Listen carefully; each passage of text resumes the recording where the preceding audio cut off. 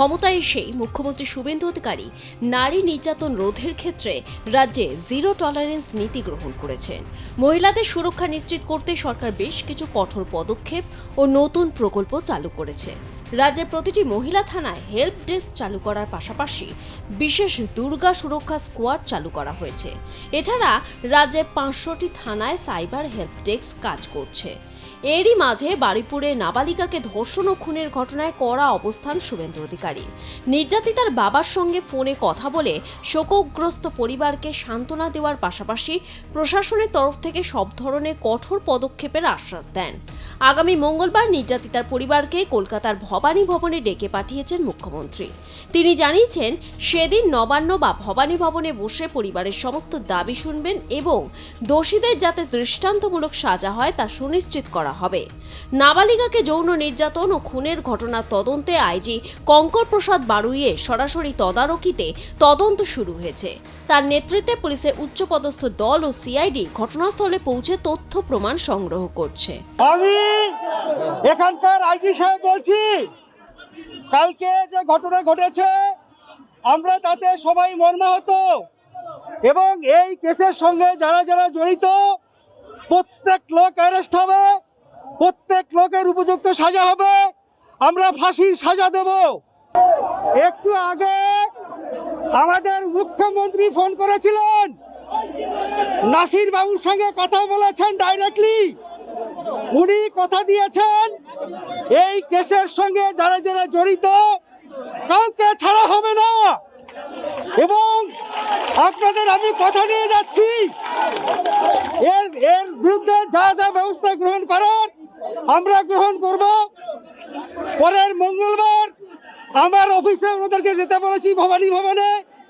ওনাদের যা যা দাবি আছে সবগুলো আমরা গভর্নমেন্টের সঙ্গে আলোচনা করে ওনার যা যা দরকার, নাসির বাবুর যা যা দরকার আমরা সমস্ত রকমের সহযোগিতা করব। যে কোনো সাহায্য, যে কোনো ধরনের সাহায্য দরকার আমরা ওনাকে করতে বদ্ধপরিকর এবং আমরা সবাই একমত। ওনাকে সব রকম সহযোগিতা করা হবে। ওনাদেরকে আমি মঙ্গলবার ভবানী ভবনে আমার অফিসে যেতে বলেছি। আমি আর আপনাদের অনুরোধ করব যে আপনারা একটু সহযোগিতা করুন। যে বাচ্চা মেয়েটা মারা গেছে, আমার বোন, আমার মেয়ে, সে মেয়েটাকে একটু ছেড়ে দিন। আমরা চাইছি আজকের মধ্যে ওর পোস্টমর্টেমটা যাতে হয়ে যায়। আমি নাসিরবাবুর সঙ্গে কথা বলেছি, উনি বলেছেন আজকের মধ্যে যাতে পোস্টমর্টেম হয়ে যায় সেটা আমি করিয়ে দেব। দরকার হলে আমি নিজে হসপিটালে গিয়ে ম্যাজিস্ট্রেটের সামনে ভিডিওগ্রাফি করে পোস্টমর্টেমটা আমরা করে নেব। আপনারা সবাই আমাদের সঙ্গে সহযোগিতা করুন, সরকারের সঙ্গে সহযোগিতা করুন। আমরা সবসময় আপনাদের সঙ্গে আছি, পাশে আছি। বারুইপুরের নাবালিকাকে ধর্ষণ ও খুনের ঘটনায় ফুঁসছে জনতা। অভিযুক্ত যুবককে সন্দেহে বশে গণপিটুনি স্থানীয়দের। তাকে গুরুতর আহত অবস্থায় হাসপাতালে নিয়ে গেলে মৃত বলে ঘোষণা করা হয়। স্থানীয়দের অভিযোগের ভিত্তিতে রবিবার সকালে ইন্দ্রজিৎ তাঁতি নামে এক যুবককে আটক করে গণপিটুনি দেওয়া হয়। পরে হাসপাতালে নিয়ে গেলে তাকে মৃত ঘোষণা করেন চিকিৎসকরা। পুলিশ জানিয়েছে, গণপিটুনিতে মৃত্যুর ঘটনাটিও পৃথকভাবে তদন্ত করা হচ্ছে। পুলিশের দাবি, এই ঘটনায় একজন সন্দেহভাজনকে গ্রেফতার করা হয়েছে এবং তাকে জিজ্ঞাসাবাদ করা হচ্ছে। স্থানীয়দের অভিযোগ, ঘটনায় আরও কয়েকজন জড়িত থাকতে পারে, সেই সম্ভাবনাও খতিয়ে দেখা হচ্ছে। ঠিক কি ঘটেছিল?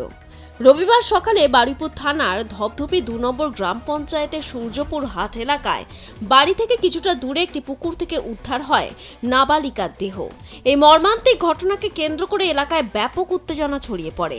নাবালিকার দেহ আটকে বিক্ষোভ দেখাতে থাকেন স্থানীয়রা। দ্রুত ঘটনাস্থলে পৌঁছয় বারুইপুর থানা পুলিশ। ইতিমধ্যেই এক অভিযুক্তকে গ্রেফতার করা হয়েছে। পরিবারের অভিযোগের ভিত্তিতে মামলা রুজু করে ঘটনার তদন্ত শুরু করেছে পুলিশ। পরিবার সূত্রে জানা গিয়েছে, শনিবার বিকেল প্রায় ৪টে নাগাদ খাবার কেনার কথা বলে বাড়ি থেকে বেরিয়েছিল ওই নাবালিকা। দীর্ঘ সময় কেটে গেলেও সে বাড়ি না ফেরায় উদ্বিগ্ন হয়ে পড়েন পরিবারের সদস্যরা। আত্মীয় স্বজন এবং প্রতিবেশীদের সঙ্গে নিয়ে বিভিন্ন জায়গায় খোঁজাখুঁজি করা হলেও রাতভর তার কোনো সন্ধান মেলেনি। পরিবারের দাবি, তারা সম্ভাব্য সব জায়গায় খোঁজ চালিয়েছিলেন, কিন্তু নাবালিকার কোনো হদিশ পাওয়া যায়নি। রবিবার সকালে স্থানীয় কয়েকজন বাসিন্দা সূর্যপুর হাট এলাকার একটি পুকুর থেকে দেহ ভাসতে দেখেন। খবর ছড়িয়ে পড়তেই ঘটনাস্থলে ভিড় জমে যায়। পরে পরিবারের সদস্যরা সেখানে পৌঁছে দেহটি ওই নাবালিকার বলে শনাক্ত করেন। ঘটনায় অভিযুক্তদের ফাঁসির দাবি জানিয়েছেন স্থানীয়রা। যে একরত্তি নিষ্পাপ শিশুটিকে, 9 বছরের শিশুটিকে নৃশংসভাবে হত্যা, ধর্ষণ, খুন এবং তারপর পুঁতে ফেলা হয়েছে, এর জন্য এলাকার সাধারণ মানুষ, শান্তিপ্রিয় মানুষ তারা রাস্তায় নেমেছে। তাদের একটাই দাবি, অভিযুক্তদের অবিলম্বে ফাস্ট ট্র্যাক কোর্টে বিচার চাই। আমি আইনজীবী হিসেবে এটাই বলবো যে অভিযুক্তদের অবিলম্ব ফাস্ট ট্র্যাক কোর্টে বিচার চাই। এবং মাননীয় মুখ্যমন্ত্রী তিনি বিধানসভায় বলেছেন যে যারা এই ধরনের অপরাধ করবে তাদেরকে সকালে ধরবে, বিকালে খরচ করবে। আমরা কি তার নিদর্শন দেখতে পাচ্ছি? আমি মাননীয় মুখ্যমন্ত্রীর কাছে অনুরোধ করব যে অবিলম্বে ফাস্ট ট্র্যাক কোর্টে বিচার চাই, দাবি আমরা সকলে। অভিযুক্তদের ফাঁসি চাই, ফাঁসি চাই।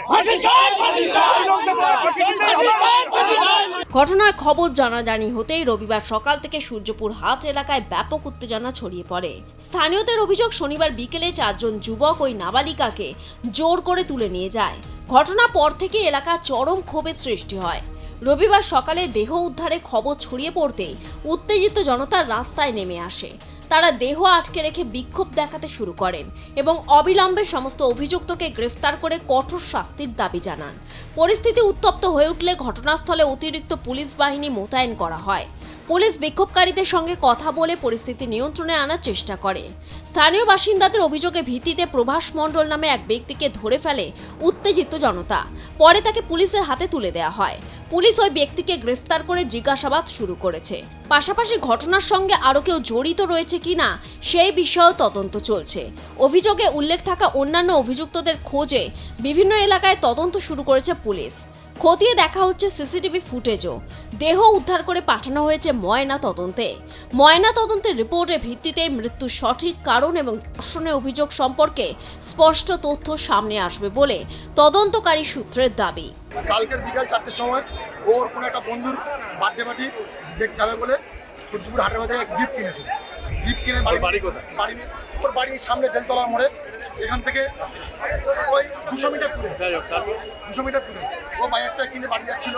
এই এলাকার সমস্ত দোকানদার ওই গেছিল, খুব পরিচিত মেয়ে। ঠিক আছে, ও বাড়ি যাচ্ছিল, যে থেকে 4 জন দুষ্কৃতী কীভাবে তুলে নিয়ে যায় কেউ বুঝতে পারেনি কখন তুলে নিয়ে গেছে বা গিফটটা কিনে। আমরা জাস্ট সিসিটিভি পুরো এটুকু দেখেছি ওরা গিফট কিনে নিয়ে যাচ্ছে। তারপর কী হয়েছে আর খবর পাইনি আমরা। সারা ধরে খোঁজ খবর চলেছে, থানায় জিডি করা হয়েছে, পুলিশের কাছে রিকোয়েস্ট করা হয়েছে, কিন্তু কোনো পুলিশ আসেনি। একবার শুনলাম ক্যাম্পে পুলিশ সাহায্য করেছিল 2 জন মাত্র, তারপর তারা খুঁজে পাওয়া যায়নি। কি রে, তোর বেশ র্যাশ হয়েছে দেখছি। হ্যাঁ রে, কি করবো বলতো, র্যাশগুলো কিছুতেই কমছে না। অনেক কিছু ইউজ করলাম তবুও কমছে না। আমার মনে হয় তোকে কোনো একজন ভালো ডার্মাটোলজিস্টের কাছে দেখানো উচিত। তুই ঠিক বলেছিস, কিন্তু কোনো ভালো ডার্মাটোলজিস্ট থাকলে একটু সাজেস্ট কর না প্লিজ। এই তোর তো একবার র্যাশ হয়েছিল না? তুই কোথায় দেখিয়েছিলিস? তুই একবার গৌরীদেবী হসপিটালসে দেখাতে পারিস, ওখানে ভালো এক্সপিরিয়েন্স ডার্মাটোলজিস্ট আছে। আমারও সেম প্রবলেম হয়েছিল, এখন ওখানে ট্রিটমেন্ট নিয়ে আমি এখন ঠিক আছি।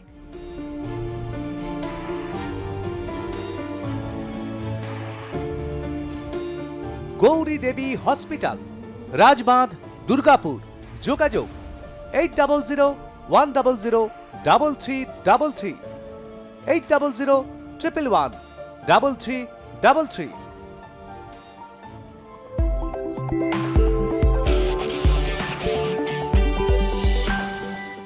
ঘটনার প্রতিবাদে সূর্যপুর রেল স্টেশনের কাছে রেল অবরোধ করে বিক্ষোভ দেখায় অবরোধকারীরা। এর ফলে দীর্ঘক্ষণ বন্ধ ছিল শিয়ালদহ নামখানা লোকাল ট্রেন। বর্তমানে স্বাভাবিক আপ ডাউনের ট্রেন চলাচল। আইন শৃঙ্খলা অবনতি ঠেকাতে এলাকায় পুলিশ মোতায়েন করা হয়েছে। বারুইপুর থেকে বিশ্বজিৎ নস্করের রিপোর্ট, আর+ নিউজ।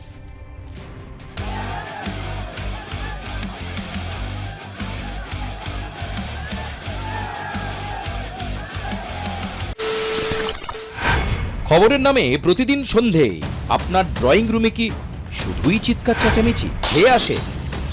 বিতর্কের নামে চলে গালাগালি আর কাদা ছোড়াছুড়ি। এবার সময় পরিবর্তনের, কারণ আমরা কান ফাটানো চিৎকারে বিশ্বাস করি না। আমরা বিশ্বাস করি খবরের সত্যতায়। আমরা কোনো পক্ষের হয়ে গলা ফাটাই না, আমরা সাধারণ মানুষের হয়ে প্রশ্ন তুলি। চিৎকার নয়, শুধু খবর হবে, যেখানে বিতর্ক আছে কিন্তু কুৎসিত ঝগড়া নেই। সঠিক তথ্য, বিশ্বস্ত খবর। নজর রাখুন আর প্লাস নিউজে।